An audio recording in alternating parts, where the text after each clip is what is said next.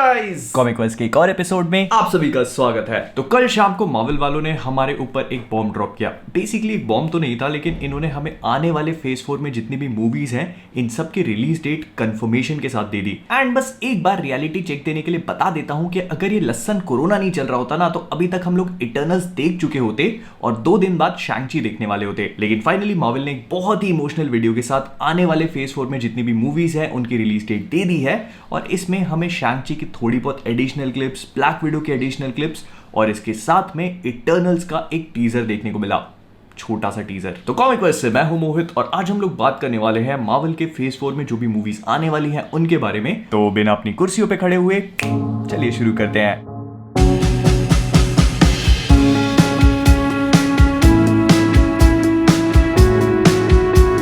Basically video start होता है Marvel की जितनी भी पुराने फेज वाली मूवीज है उनके साथ छोटी छोटी क्लिप्स ऐड करी गई हैं उनकी, और इस वीडियो का मैसेज वही है जो हम इतने सालों से फील करते आए हैं। मतलब मार्वल का सिनेमैटिक यूनिवर्स अब अपने खुद के यूनिवर्स से ज्यादा इंटरेस्टिंग और अपना फील होने लगा है। इस वाले में तो लिटरली जान ही निकल रही है। खैर, तो वीडियो में मार्वल की जितनी भी पुरानी मूवीज है उन्हें लेकर बहुत अच्छी अच्छी क्लिप्स दिखाई गई, बहुत इमोशनल मोमेंट्स दिखाए गए, जैसे टोनी स्टार्क को स्पाइडरमैन का ये मिलाप, उसके बाद डॉक्टर स्ट्रेंज का माउंट एवरेस्ट की चोटी पे खड़े होना, ग्रूट का आई एम ग्रूट बोलकर सबको बचा लेना, थॉर का वकांडा में एंटर होना, और इसके बाद कैप्टन अमेरिका स्टीव रॉजर्स का उस हैमर को उठाना। इस सीन को देखकर थिएटर्स में तो हम लोग सीट से खड़े हो ही गए थे, पर इस वाली क्लिप में देखकर भी बहुत कुछ खड़ा हो गया। रोंगटो की बात कर रहा हूं मैं। लेकिन फिर इसके बाद मार्वल स्टूडियोज का लोगो आया और आने वाली जो मूवीज हैं उन्हें लेकर रिलीज डेट्स और उनकी छोटी छोटी क्लिप्स भी देखने को मिली, जिसमें से सबसे पहले आती है ब्लैक विडो जो 9 जुलाई 2021 को रिलीज हो जाएगी फाइनली। और अगर आप लोग को नहीं पता तो मैं बता देता हूं कि ये हॉटस्टार पे भी वीडियो ऑन डिमांड की तरह अवेलेबल होगी अगर अपने यहाँ पे थिएटर्स खुले नहीं रहते हैं तो।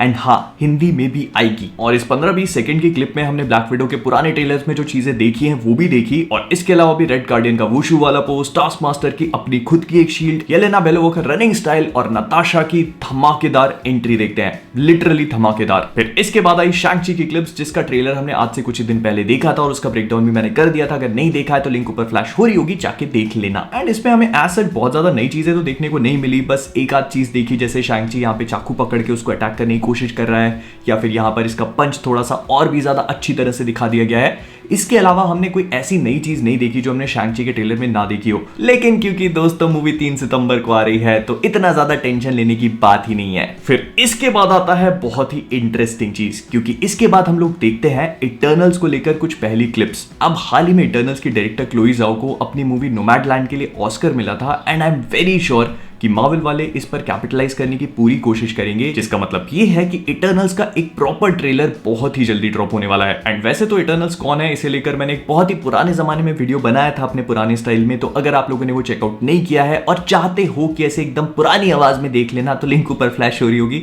जाके एक बार चेकआउट कर सकते हो। लेकिन फिर भी मैं इटर्नल्स को लेकर यहाँ पे थोड़ा बहुत आपको समझा देता हूँ। अब कॉमिक बुक्स में बेसिकली इटर्नल्स एक ह्यूमनॉइड स्पीशीज होती है जिसे सेलेस्टियल नाम की बींग्स क्रिएट कर देती हैं गलती से। एंड मार्वल सिनेमैटिक यूनिवर्स में इटर्नल्स का एग्जिस्ट करना ये बताता है कि वो लोग यहाँ पर बहुत पहले से एग्जिस्ट करते आ रहे हैं, मतलब बहुत पहले से। और इस टीजर को देखकर भी हमें यही सारी चीजें समझ में आ रही हैं। अब इस टीजर की शुरुआत ही सलमा हायक के कैरेक्टर एजैक से होती है, जो कॉमिक बुक्स में एक मेल कैरेक्टर है, एक टीम लीडर है और इसे मायन सिविलाइजेशन में एज ए गॉड पूजा जाता था। तो इस वाली क्लिप को देखकर भी समझ में आ रहा है कि प्रोबेबली सलमा हायक का कैरेक्टर एजैक ऐसी ही सेटिंग में है जहां पर दुनिया जमाने से वो दूर है एकदम। और ये चीज यही बात भी एक्सप्लेन करेगी कि इटर्नल्स अगर इतने पावरफुल हैं तो वो इतने टाइम से कहां पर थे, क्यों एवेंजर्स की मदद करने नहीं आए जब इन्फिनिटी वॉर में थानोस ने अटैक किया, या फिर जब उसने आधी पॉपुलेशन को साफ कर दिया तब भी इटर्नल्स का नामो निशान नहीं दिखा हमें। फिर इसके बाद एक बहुत ही ब्यूटीफुल से शॉट में हम लोग सारे के सारे इटर्नल्स को अपनी कॉस्ट्यूम्स में देखते हैं और ये बीच पे खड़े होकर किसी सेरेमनी को कंप्लीट कर रहे हैं। अब इसमें सारे के सारे इटर्नल समझ में तो नहीं आ रहे, लेकिन स्प्राइट और ड्रूइग को हम लोग फिगर आउट कर सकते हैं। अब दिखने में वैसे तो स्प्राइट एक बच्ची है, लेकिन इसके साइज पे मत जाना, क्योंकि हजारों सालों से जिंदा है इटर्नल होने के कारण,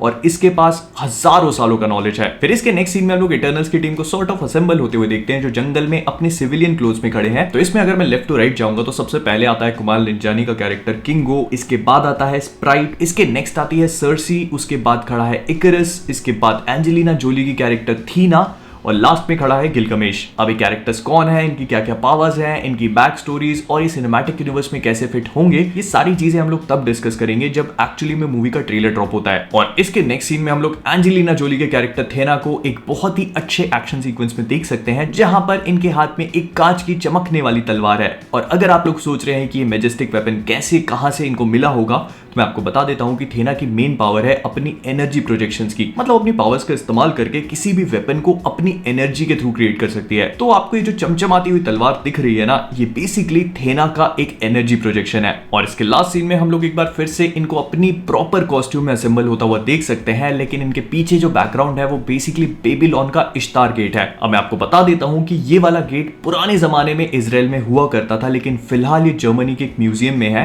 तो इसका मतलब ये है कि ये वाली जो पूरी सीक्वेंस है ये बहुत पुराने टाइम की सीक्वेंस है और प्रोबेबली हमें ये बताने के लिए यूज की जा रही है कि इटर्नल्स इस वाले वर्ल्ड में बहुत पहले से एग्जिस्ट करते आ रहे हैं। और अगर आप लोग इसको थोड़ा सा ध्यान से देखोगे तो यहां पर आपको एक कैरेक्टर एकदम फ्लैश के जैसे तेजी से पहुंचती हुई दिखेगी।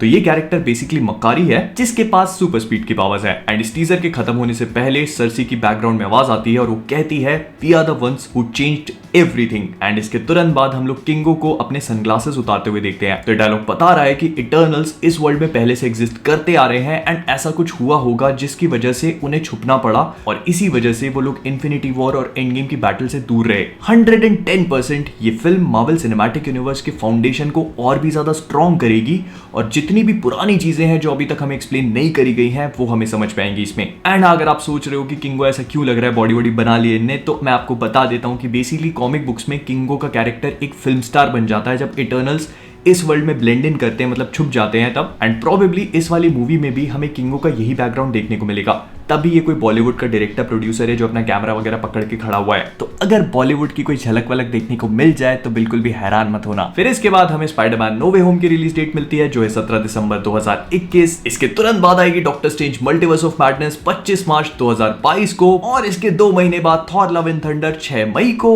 और इसके 2 ही महीने बाद ब्लैक पैंथर का एक बहुत ही इमोशनल सीक्वल जिसका नाम रिवील हो चुका है वकांडा फॉरएवर, वो रिलीज होगा 6 जुलाई को। और इसके बाद भी ज्यादा इंतजार करने की जरूरत नहीं है क्योंकि 4 ही महीने बाद मतलब 11 नवंबर को रिलीज होने वाली है द मार्वल्स, जो कैप्टन मार्वल का सीक्वल है। एंड इसके नाम से हम लोग अंदाजा लगा सकते हैं कि इसमें एक से ज्यादा कैप्टन मार्वल देखने को मिलेगी। प्रोबेबली हमारी कैरल डैनवर्स, फिर इसके बाद कमाला खान जो मिस मार्वल बन चुकी है, और हो सकता है कि मोनिका रैम्बियो की फोटोन भी। फिर 2023 की पहली मूवी आएगी 17 फरवरी को, Ant Man and the Wasp Quantumania. And exactly beat के ड्रॉप होते ही आती है Guardians of the Galaxy volume 3 जो आएगी 5 मई को। और इसके बाद आएगी फैंटास्टिक फोर, जिसे लेकर मार्वल ने कोई भी रिलीज डेट तो नहीं दी है, लेकिन इस कंफर्मेशन से ही मैं बहुत खुश हूं कि मार्वल वाले इस चीज को लेकर आगे सोच रहे हैं। तो कुल मिला के मार्वल सिनेमैटिक यूनिवर्स का पूरा वीडियो जो फेज 4 को एक्सप्लेन कर रहा है, अपनी रिलीज डेट्स को बता रहा है, ये काफी ज्यादा इंफॉर्मेटिव तो नहीं था, लेकिन इसे देखकर हमें ये बात समझ में आ चुकी है कि मार्वल वालों ने अब इस लसन कोरोना के चलते भी सोच लिया है कि पिक्चरें तो रिलीज करनी है चाहे कुछ भी हो जाए। एंड आई जस्ट होप कि यार अब ये चीजें डिले ना हो, क्योंकि बहुत हो गया है। एंड मे बी ऐसा हो सकता है कि क्योंकि दूसरी कंट्रीज में कोविड का असर अब काफी कम होने लगा है,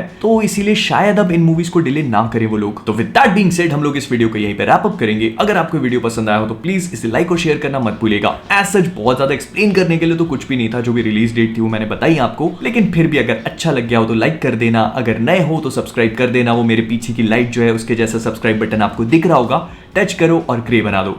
फिर इसके बाद अगर इतना कर लिया है तो फेसबुक, इंस्टाग्राम, ट्विटर, डिस्कॉर्ड पे भी जाके फॉलो कर लो। सारी की सारी लिंक्स डिस्क्रिप्शन में है। मेरा एक और चैनल भी है जहां पर मैं कुछ ही देर बाद रेसिडेंट इविल का 7th पार्ट खेलूंगा। इसके बाद हम लोग विलेज भी खेलने वाले हैं, लिंक ऊपर फ्लैश हो रही है। तो इन सब चीजों के बाद मुझे कमेंट्स में चीज बताना मत भूलना कि आपको ये पूरा टीजर वगैरह कैसा लगा, जो भी था, और इनमें से कौन सी ऐसी मूवी है जिसे लेकर आप लोग सबसे ज्यादा एक्साइटेड है। तो कॉमिक वर्स से मैं हूं मोहित, और आप सभी लोग stay safe, stay inside, and as always keep being awesome. अच्छे परिणाम आएंगे, लेकिन इस समय उन परिणामों की तरफ हमारा ध्यान नहीं है। हमारा ध्यान है चुनाव की तरफ। क्या बोला?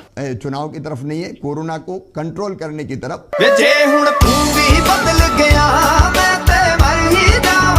इतने तेजस्वी लोग हैं हमारे पास, और कुछ लोग मनोरंजन भी करवाते हैं।